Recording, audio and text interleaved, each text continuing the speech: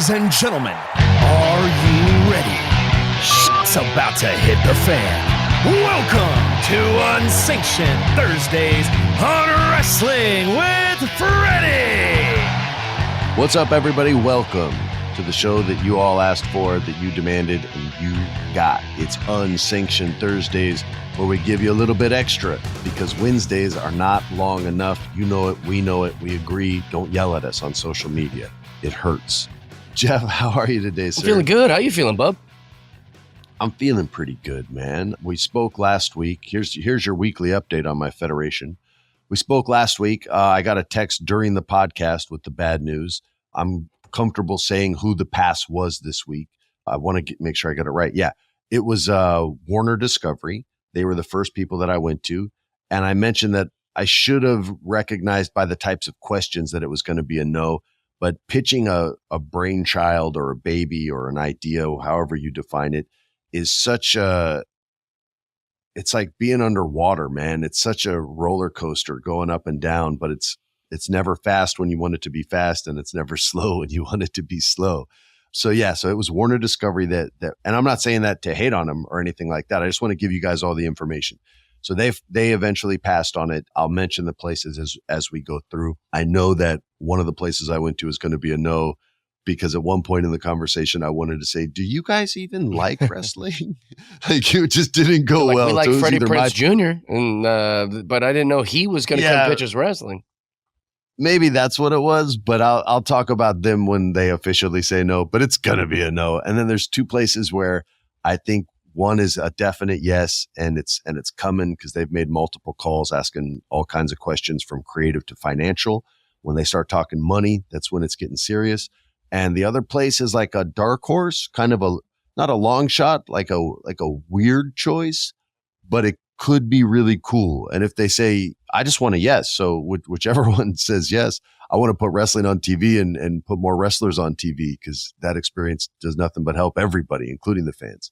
So yeah, so that's where we stand with that. I'm sorry I don't have any like jawbreaker news, but this is the update you get. Tell these studios to hurry up and give me an answer. Exactly. Son of a bitch. Sorry, okay, I'm good now. Jeff, where are you going to be this weekend, bro? This weekend I am in Arizona at the Desert Ridge Improv. Shows are almost sold out, so get tickets quick, but it's going to be awesome. I love every time I get to go into Phoenix or Scottsdale area. Like, it's like my favorite. I think it's my favorite state. Arizona. It's a good city too. Yeah. Phoenix is a good city, man. Good wrestling city too, man. They love lucha libre down there. I'm just like a little lizard, so I love the heat, and there is like a big Mexican culture there, which is my favorite culture. So I love like place where you can That's right. Be hot, watch wrestling, tell jokes. I love it.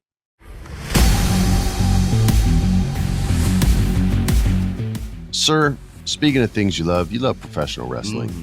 And when you started on this, I don't know why we didn't start the way I started on season 1, which was giving people a reason why I love professional wrestling, what my history of it was, how I came up on it, who introduced me to it, who was my first favorite wrestler, all those types of things. And you've never gotten the opportunity to share that, which is bad co-hosting on my part. But I'm a rookie at this, all right? It's my first one. So why don't you tell the people, let's get personal, sir. Sure. Let's get deep. Share the love. These wrestling fans, according to our producer, Alex, and according to you, they keep reaching, whoa, justify your fandom, justify your existence, they say. Is he even really a wrestling fan? Well, let me tell you, kiddos, fans of the Federation, the Fredsters, I've been a huge wrestling fan for I won't say my entire life, but since first grade. You guys think I'm just some creepy comedian who messes around with WWE divas. But let me tell you. Jesus Christ. Let me tell you, I'm a real fan. It started with me being a pretty nerdy kid. In first grade, I don't know how to make friends. I've only had girls in my life as far as my sisters and my mom. And so I didn't know how to make friends necessarily. So I got kind of set up with another kid who didn't have many friends, and they're like, they should play together. So me, my parents, and his parents set up this kind of play date when I was in first grade to socialize us a little bit. His name was Eric Behrens. Shout out to Eric Behrens. And when I went to his house, he had all these little wrestling toys. It was this exact series, the WWF Hasbros, and they're hard. and they've got these big muscles. If you can't see this, they're these awesome little plastic toys that were wildly popular. They're still very popular. And I was like captivated by the toy. I was like, what are these guys? Because like one of them was a sergeant and one of them was a clown and one of them was a wizard, an undead wizard, Undertaker. And so I was just like looking at them all and I was like, these are cool. And so we sat there and played with those for a little while. And then he goes, yeah, these are all real people. I was like, what? And then he goes, yeah. And so he showed me. And the first thing I watched ever was in 1993. It was like on a battleship. Yeah, Lex Express. Yeah, and Lex Luger had like an American flag, and that's the one I watched. That's the first one I can remember. I don't know which one Eric showed me, but Eric showed me those. And after watching that, even though that was my first thing I ever saw was in 1993. I probably rented all the VHS tapes, and I watched everything like before that, and then like I'd kept up from that day. I've kept up on wrestling. There was one chapter of wrestling that I didn't watch because I was too busy like surviving and chasing comedy and living in a car. And that was the era with like Batista and like whatever that era kind of was. Like I missed a lot of that. But besides like Evolution, yeah, you missed Evolution. A lot of that. Yeah. And I would check in because I really liked wrestling, but I was too busy trying to like survive my 20s. But other than that, I've been a huge wrestling fan my entire life. There's a reason I like all these wrestling girls because I just love wrestling. That's awesome, dude. His name's Eric what? What's Eric his last Behrens. name? Don't know where he's at anymore, but I love him. Eric Behrens, I hope you're still a wrestling fan. I hope somehow this audio package finds you and one of your friends listens to it, or friends of a friend listens, and it somehow makes its way to you and it puts a smile on your face. That's awesome. He's a good man. That's awesome. Do you remember what your first live show was that you ever went to? I think my first live show, gosh, that's interesting because I've been to so many. Because you were probably a grown-up when it happened. I was in right? high school, or 10th shit. grade. Jeremy Fisher got tickets, and Jeremy Fisher invited me and the hottest girl in our school, Amber Shoemaker. So it was kind of an odd pairing of us three. It was very weird. I love that you give last names too. I don't know why. I want them to hear this and know that I'm talking about them. So it was me, Jeremy Fisher, and Amber Shoemaker. And I can't, and he might lose his mind hearing this because I can't confirm that it's true or not. But in my memory, at least as I remember it, I think I was the only one that liked wrestling. I was like, this is so cool. I was like having a good time. Amber Shoemaker couldn't be bothered. And I'm pretty sure that Jeremy Fisher, I don't remember. I think maybe he thought it was like ironically funny or something. But like I was like super into it. I was like, this is awesome. And our seats were terrible. And I was like a little in the back of my mind, like these seats are bad, but beggars can't be choosers, like let's just enjoy it. And then about halfway through the Monday Night Raw is what it was. Someone came and said, these are our seats. And we're like, what? And then we looked at our tickets wrong. We were actually pretty close. So we could have been the whole time pretty close, but we got to see the second half super close, which made us appreciate it more. It was really fun. So another shout out to Amber Shoemaker and Jeremy Fisher. And for any of you, if you're questioning my love for wrestling, first of all, the F you big time. You get a big capital F and big capital U. I got love for your passion for wrestling. I'm not questioning. I'm not judging. It's don't you dare. Don't you dare. But just so you guys know, I worked at WWE. That's how much I love the damn thing. My grandma took me to a lucha libre match in Puerto Rico when I was a little kid visiting her. And they put a cage around the ring. I thought it was a steel cage match, and it was just to protect the wrestlers from the fans if the wrong dude won. They were so hardcore, and they were throwing pennies at people. They were throwing water balloons that had pee-pee in it. It was no good. Say pee-pee because I was like 8 years old when I was there, man. My grandma brought an umbrella. She knew what time it was. Yeah, if they're throwing pennies, that shows some hate. They didn't have a lot of pennies to spare. You know what I'm saying? They were throwing them with passion, brother. So I fell in love with it at a young age, and I always watched it. I actually fell off a bit during the Attitude Era because I thought the stories were getting kind of ridiculous. I was a little bit older. I was in my 20s, not my teens.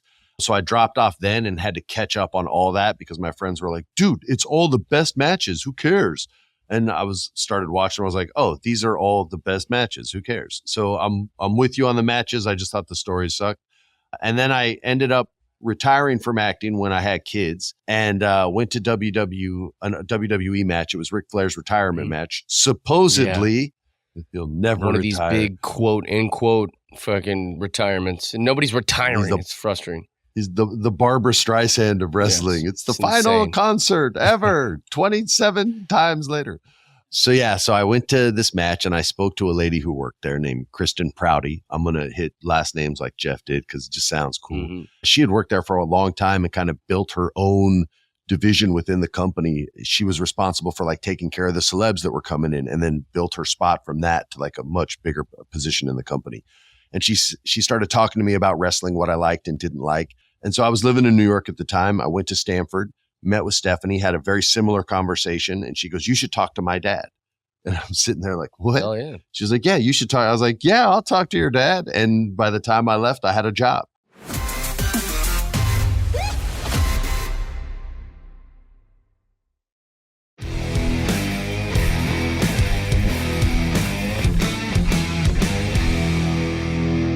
I've told this story before, so if you want to hear it in detail, you can go to episode 1, season 1, episode 1, and you can get all the juicy deets. Bill, that's my resume. If it pleases you, good, and if it does not, you bastards, you'll pay each and every one. I got a question for you. Do you think once your kids are grown up that they'll still watch wrestling?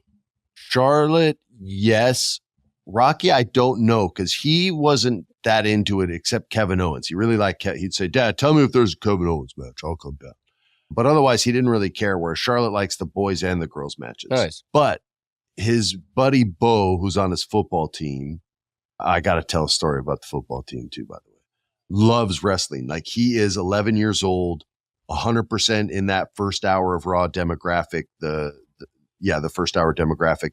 He's 11 years old, still really wants it to be real. I didn't like, he goes, "You work there? How?" And I was like, "Oh, I just like help the wrestlers be comfortable with the stuff that they had to say." Like, I didn't want to wreck the dream from him, because he could see he was kind of searching, but he still believed a little bit. So my son saw us talking and he got like a little bit jealous. Mm-hmm. And he was like, "Dad, what wrestler are you talking?" "Oh, I know him. I know that guy." Nice. And he did not know that guy. And so when the dinner was over, I just took him and his homie out after football practice, dropped Bo off, and then took Rocky home. And he goes, "Dad, could I watch some wrestling with you?" Nice. And I was like, "Anytime you want to, dude." And then, of course, the first thing was the draft. And he was like, "This is boring." I was like, "I'll tell you when Kevin Owens is on. Don't worry about it." I love that. So, yeah, man. Yeah. Oh, football story. So I've wanted my son to have a great sports moment ever since he got into sports. But my boy is very small. He was late to puberty, right? And so all his friends kind of outgrew him 3 or 4 years ago. And he's always been the smallest one. He's quick, but he's for sure the smallest one, and not very tall, body or height. And so I always wanted him to have it, and he hasn't had it yet. Like, he's had some games where he scored a couple baskets in basketball. He's had some soccer games where he's made some good passes and gotten a couple steals. And then in football, he's had like a couple runs here and there and a couple catches here and there, but never like the game. And Saturday, while I was in Chicago at C2E2, my wife starts sending me video after video, and my daughter starts texting me text after text. And each video is another touchdown that my son is scoring. He scored 18 points with touchdowns and 2-point conversions that were going in. He got an interception that he took back to the 1-yard line, and he rushed for almost 200 friggin' yards in a youth league football game. And I was like crying, and there were pro wrestlers there, and one of them was like, "Dude, what's going on?" I was like, "It's my son. He just had like the game of his life." And I showed him the video, and he's like, "Dude, you can cry." It's okay. I love that. But yeah, man, it was awesome. It was awesome. It was like my highlight of the entire weekend. And I didn't even get to be there. Also, and I wrote there too, for anyone who wants to know. I wrote the Jeff Hardy storyline that took him to the title championship, to the world championship at Armageddon. But yeah, so hopefully that answers some of your all's questions. I hope it satisfies you guys. I know when I talk tough to you guys, I'm just kidding. I hope you guys know that. I know you can't see my face, but I'm usually like smiling right after. So yeah. How do most people get into wrestling, you think? Like their brothers? Kids. Or their dad? Well, I was an only child. My grandma got me into it. But yeah, probably siblings. Yeah. Probably siblings. Because my sisters made fun of wrestling. For you, it was a homie. My sisters made fun of wrestling the whole time. Like, my brother's so stupid. My brother's so stupid. Wrestling's so dumb. Wrestling's fake. Wrestling's fake. And then now, like, someone will wear like an Austin 316 shirt, and my sister will be like, "I love that." And I'm like, You hated that. You made fun of me for that. What are you talking about? You love that. And she's like, "I watched it with you." I was like, "No, you didn't. You're misremembering history, you loser." So I get a little bit of the pride of, like, hey, we're wrestling fans. We're in this group together, but whatever. Yeah, man. It's sometimes it's tough being a wrestling fan, especially in LA, because it's not looked at. It's like, oh, wrestling. Although it's gotten cooler over the last couple of years, like WWE and AEW are responsible for that. But like, I remember one time being at this poker game, and I'm not a gambler. It's not. It was like a small stakes game. It was like $100, and everybody bought in, and they got like 1,000 in chips, and we're playing, and someone was like, I asked if they could put Monday Night Raw on, and somebody was like, dude, you watch wrestling? I was like, yeah, man, I like it a lot. And he kind of chilled out. And then this other guy at another table, it was three tables in this big living room. And he goes, oh, hell yeah, Monday Night Raw. And I looked over and I go, dude, what's your name? He was like, Gary. I was like, what's up, Gary? Freddie, man, we should go. And like right away, we were bros and we were the tag team champions of that room and nobody could F with us. Exactly. And you take pride in those friendships and those relationships because it is alternative entertainment. Yeah. It's not mainstream.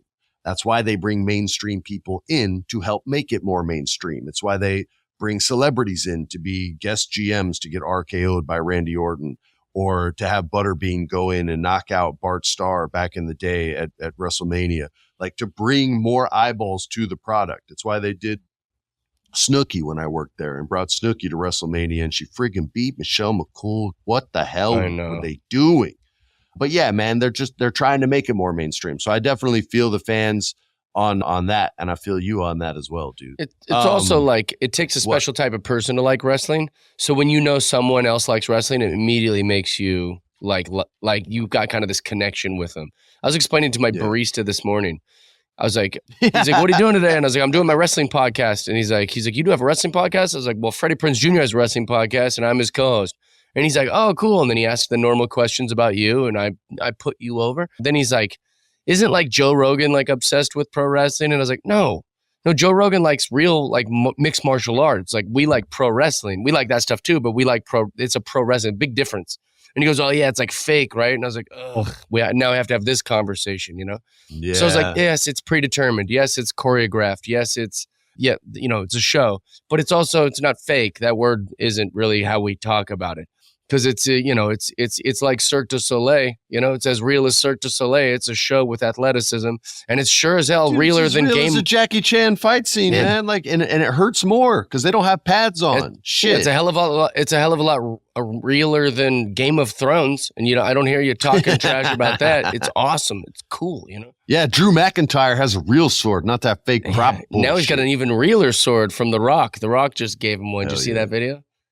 No, I haven't seen it. The Rock gifted him a sword and a card for re-signing. I guess that there was some sort of agreement. I don't know what the agreement was, because at the end of the video, Drew McIntyre goes, you kept your word or something like that. But anyways, he bought him a sword, which is pretty cool. That's awesome.